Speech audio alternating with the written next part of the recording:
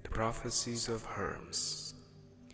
Pure philosophy is a spiritual striving through constant contemplation to attain true knowledge of Atom, the one God.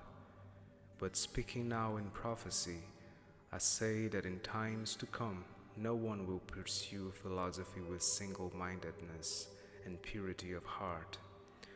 Those with a grudging and ungenerous temperament will try and prevent men discovering the priceless gift of immortality. Philosophy will become confused, making it hard to comprehend. It will be corrupted by spurious speculation. It will be entangled with bewildering sciences like arithmetic, music, and geometry. The student of pure philosophy studies the sciences not as fanciful theories, but as a devotion to Atom, because they review a universe perfectly ordered by the power of number, because measuring the depths of the sea and forces of fire and magnitudes of physical things leads to a reverent awe at the Creator's skill and wisdom, because the mysteries of music bear witness to the unsurpassed talent of the supreme artist who has beautifully harmonized all things into a single whole, suffused with sweet melodies. To simply love Atom in thought with singleness of heart and to follow the goodness of his will, this is philosophy, unsullied by intrusive cravings for pointless opinions. But I foresee that in times to come, clever intellectuals will mislead the minds of men, turning them away from pure philosophy. It will be taught that our sacred devotion was ineffectual, and the heartfelt piety and assiduous service with which we Egyptians honor Atom was a waste without reward. Egypt is an image of the heavens, and the whole cosmos dwells here, in this its sanctuary. But the gods will desert the earth and return to heaven, abandoning this land that was once the home of spirituality. Egypt will be forsaken and desolate, bereft of the presence of the gods. It will be overrun by foreigners who will neglect our sacred ways. This holy land of temple and shrines will be filled with corpses and funerals.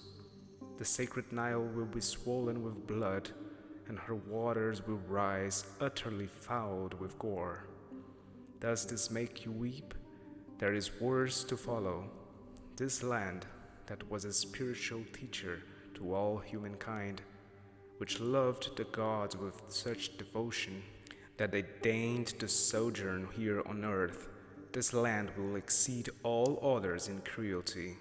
The dead will far outnumber the living, and the survivors will be known as Egyptians by their language alone, for in their actions they will be like men of another race. O Egypt, nothing will remain of your religion but an empty tale, which even your own children will not believe. Nothing will be left to tell of your wisdom but old graven stones. Man will be weary of life, and will cease seeing the universe as worthy of reverent wonder. Spirituality, the greatest of all blessings, will be threatened with extinction and believed a burden to be scorned. The world will no longer be loved as an incomparable work of Atom, a glorious monument to his primal goodness, an instrument of the divine will to evoke veneration and praise in the beholder. Egypt will be widowed, every sacred voice will be silenced, darkness will be preferred to light, no eyes will raise to heaven. The pure will be thought insane, and the impure will be honored as wise. The madman will be believed brave, and the weak esteemed as good. Knowledge of the mortal soul will be laughed at and denied.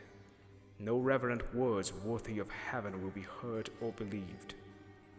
So I, thrice great Hermes, the first of men to attain all knowledge, have inscribed the secrets of the gods in sacred symbols and holy hieroglyphs on these stone tablets which I have concealed for a future world that may seek our sacred wisdom. Through all-seeing mind, I myself have been the witness of the invisible things of heaven, and through contemplation come to knowledge of the truth. This knowing I have set down in these writings,